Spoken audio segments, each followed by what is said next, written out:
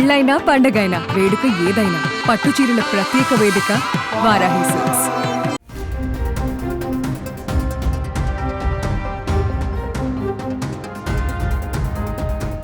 పహల్గాం ఉగ్రదాడితో ఉలిక్కిపడ్డటువంటి భారత్కు ప్రపంచ దేశాలు సానుభూతి తెలిపాయి.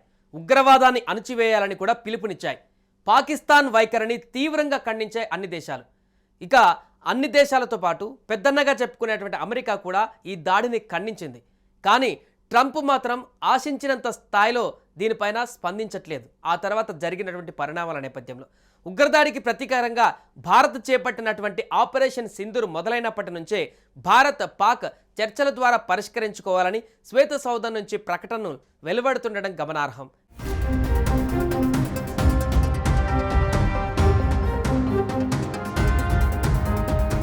అంతేకాదు భారత్ పాకిస్తాన్ మధ్య మధ్యవర్తిత్వం చేసి యుద్ధం ఆపేశారని, యుద్ధం ఆగిపోవడానికి తానే కారణమని చెప్పుకొచ్చారు ట్రంప్. గల్ఫ్ దేశాలలో ఇటీవల పర్యటించిన ట్రంప్ అక్కడ కూడా ఇదే పాట పాడారు.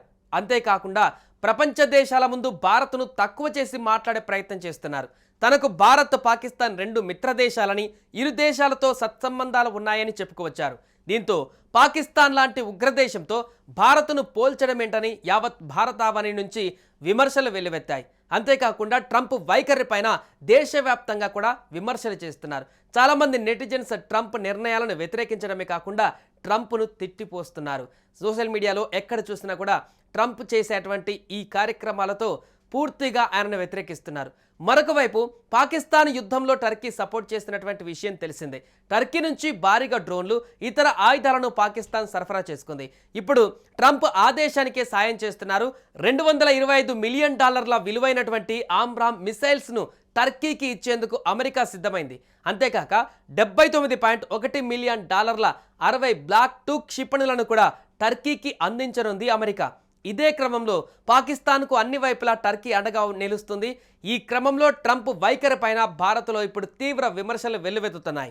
నేరుగా భారత్తో తలపడకుండా ఇండైరెక్ట్గా ట్రంప్కు సహకరించి యుద్ధానికి కాలు దువ్వేటువంటి ప్రయత్నంలో ట్రంప్ కూడా సహకరిస్తున్నాడనేటువంటి విమర్శలు ఇప్పుడు వ్యక్తమవుతున్నాయి. డొనాల్డ్ ట్రంప్ ఇటీవల సౌదీ అరేబియా పర్యటన చేపట్టినటువంటి విషయం తెలిసిందే.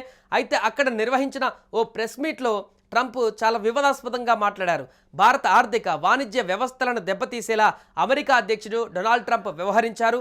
భారత్లో యాపిల్ సంస్థ పెట్టుబడులు పెట్టడం, యాపిల్ ఫోన్లను తయారు చేయడం తనకు ఇష్టం లేదంటూ కూడా ట్రంప్ ఈ సందర్భంగా అప్పుడు వ్యాఖ్యానించారు. ఈ వ్యాఖ్యలు తీవ్ర వివాదాస్పదంగా మారాయి. ఇది మరవక ముందే భారత్ నుంచి అమెరికాకు వెళ్లిన 15 మామిడి పండ్ల షిప్మెంట్ను అక్కడి అధికారులు సరైన పత్రాలు లేవనేటువంటి కారణంగా అడ్డుకున్నారు. వీటి విలువ $5 లక్షల అమెరికా డాలర్లు ఉంటుందని సమాచారం. ఇది భారతీయ కరెన్సీలో 4 కోట్లుగా ఉంది. దీంతో వీటిని తిరిగి భారత్కు తీసుకువెళ్లడం లేదా అక్కడే ధ్వంసం చేయాల్సిన పరిస్థితి రైతులకు ఎదురైంది. ఇలా భారత్గా ట్రంప్ షాక్ల మీద షాక్లు ఇస్తున్నారు.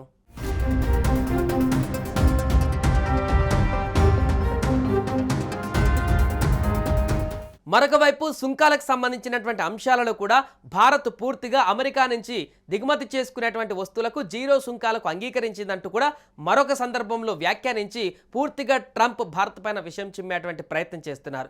ఇక ప్రస్తుతం అమెరికా, చైనా దేశాలు ప్రపంచంలో అగ్రగామిగా ఉన్నాయి. రష్యా, భారత్, జపాన్ లాంటి దేశాలు తర్వాతి స్థానాల కోసం పోటీ పడుతున్నాయి. చైనాను ఎలాగో అధిగమించలేమని చేతులెత్తేసిన ట్రంప్ ఇక భారత్పై పగబట్టినట్టుగా తెలుస్తుంది. భారత్ను సూపర్ పవర్ కాకుండా అడ్డుకుంటే తమ దేశ పరువు నిలుస్తుందని ట్రంప్ భావిస్తున్నట్లుగా నిపుణులు అభిప్రాయపడుతున్నారు. అందుకే తాజాగా ట్రంప్ వరుసగా చేస్తున్నటువంటి ప్రకటనలు, ఆయన తీసుకుంటున్నటువంటి నిర్ణయాలు పూర్తిగా భారత్కు విరుద్ధంగా ఉంటున్నాయంటూ కూడా చెప్తున్నారు. అలాగే భారత్ ప్రస్తుతం తన ఆయుధ సంపత్తిని పెంచుకుంటుంది. ప్రపంచ దేశాల సాయం లేకుండానే స్వతంత్రంగానే ఎదుగుతోంది. అమెరికా సాయం కూడా తీసుకోవడం లేదు. దీంతో ట్రంప్ భారత్పై కక్ష కట్టినట్టుగా తెలుస్తోంది. అమెరికా లాంటి దేశం నుంచి సాయం పొందితే ఆ దేశం చెప్పినట్లే తోక ఆడించవలసిన పరిస్థితిలో భారత్ లేదు. ఈ కారణంగానే భారత్ పైన ట్రంప్ పగబట్టినట్టుగా సమాచారం అందుతుంది.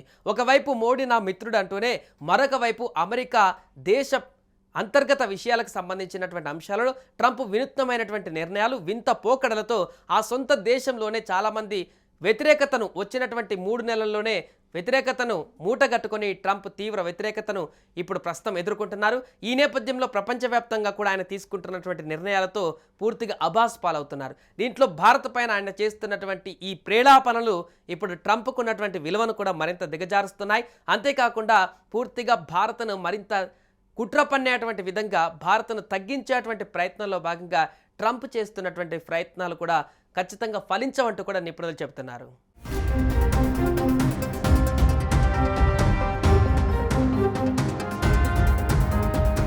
సుమన్ టీవీలో మీ పర్సనల్ అండ్ బిజినెస్ ప్రమోషన్స్ కోసం కింది నెంబర్కి కాంటాక్ట్ చేయండి.